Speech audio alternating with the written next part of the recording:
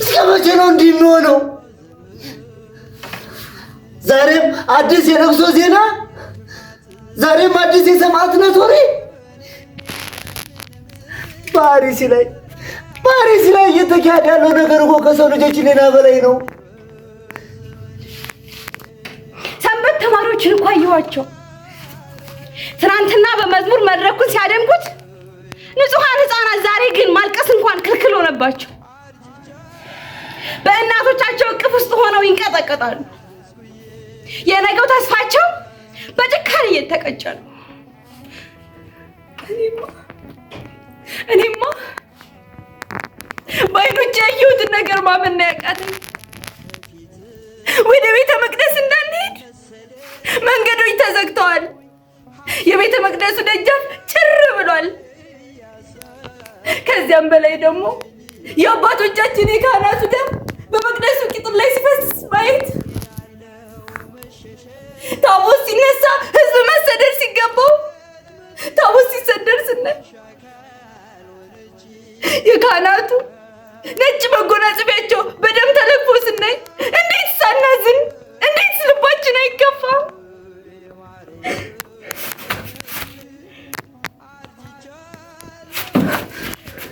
ቆይ እንዴት ጸሎትና ቅዳሴ ይከለከላል? ወደ ቤተ ክርስቲያን መሄድ ተከለከልን እኮ። ወደ ቤተ ክርስቲያን መሄድ እኮ በራስ ላይ የሞት ፍርድ እንደ መፍረድ ተቆጠረ። ታዲያ ፈጣሪ የት አለ? ለምንስ የዚህ ሁላ ንጹህ ደም ይፈሳል?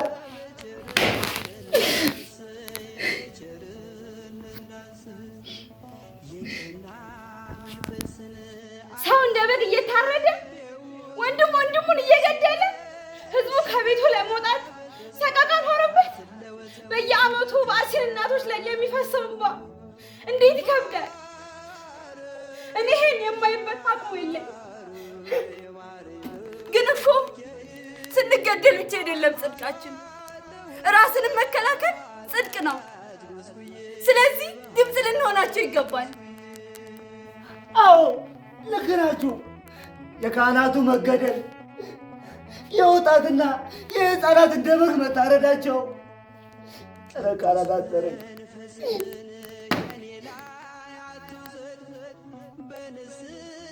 እሺ ሌላው ይቅር፣ በዚህ ዘመን እንኳን አታማቱ ስንባል ዝምታ ይሆን መልሳችን?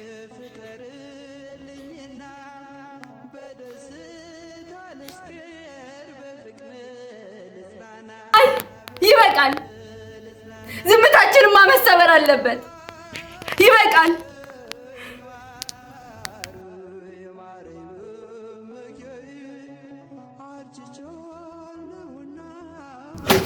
አዎ ይበቃል። ለምንስ የሁሉ ቀን ይመጣል? ለምንስ የህፃናት እንደ በግ ይታረዳሉ?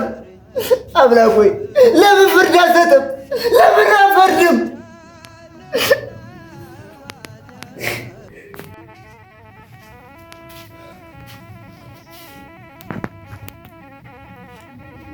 ወንድሜ ኪሩቤል አትቆጣ፣ እምባሽን አብሽ ርብቃ። አዎ በአርሲ ምድር ላይ የሆነ ያለው መከራ እጅግ ከባድ ነው። ሰማይና ምድር የሚያለቅሱበት ግፍ ነው። እንዴት ዝም ልበል መምህር ዮሐንስ? ካህናት እኮ እየተገደሉ ነው። ብዙ ምዕመናኖች በራቸውን ዘግተው በየአራቱ ማዕዘን እየተጨነቁ ነው። ሕፃናት እኮ እንደ በግ እየታረዱ ነው። ቤተክርስቲያን ላይ ተከለከሉ እኮ። ልክ ነህ። ስጋችን ይደነግጣል፣ ሰብአዊነታችንም ያለቅሳል።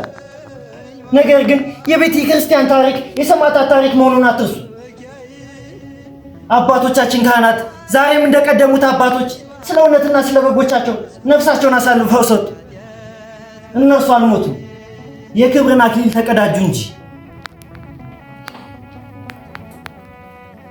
እሺ ግን መምህር፣ ቤተ ክርስቲያን እንኳን አትሄዱ ስንባል ተስፋችን አይደበዝዝም? እምነታችንስ አይፈተንም? ቤተ ክርስቲያንን በሩን ሊዘጉት ይችላሉ። በልባችን ውስጥ ያለውን እምነት ግን ማንም ሊቆልፍበት አይችልም። እያንዳንዷ ቤት የጸሎት ቤት መሆን አለባት። እያንዳንዳችን በየማዕዘናችን በእንባ ወደ ፈጣሪ መጮህ አለብን። አዎ ጠላቶቻችን ድንጋዩን ግንብ ሊያፈርሱት ይችላሉ። ነገር ግን ከክርስቶስ ፍቅር የሚለየን ማን ነው?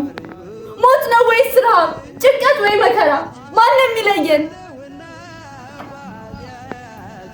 አዎ ልክ ናችሁ። በአርሲ ላይ ያሉ ወንድም እህቶቻችን በስጋ ቢሸነፉ በመንፈስ ግን አልተሸነፉም። እኛም በዚህ ሆነን በጸሎት ከነሱ ጋር ነው መቆም ያለብን። የሕፃናቱን እንባና ደም መሬት ላይ ፈሶ አይቀርም።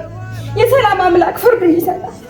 የተዘጋውና የተቃጠለው ቤተ መቅደስ በምስጋናና በዝማሬ የሚከፈትበት ዕለት ሩቅ አይሆንም። በፈተናና በሞት መካከል ሆናችሁ እምነታችሁን ላስጠበቃችሁ የአርሲ ምዕመናን በሙሉ የእናንተ ጽናት ለእኛ ብርታት ነው። ጨለማዊቱንም ያህል ቢበረታ የብርሃኑ ቀን መውጣቱ አይቀርም። አምላካችን ሆይ ለአርሲ ምድር ሰላምን ስጥ፣ የሕፃናቱንም ባብስ፣ የምዕመናኑንም ጽናት ባርክ።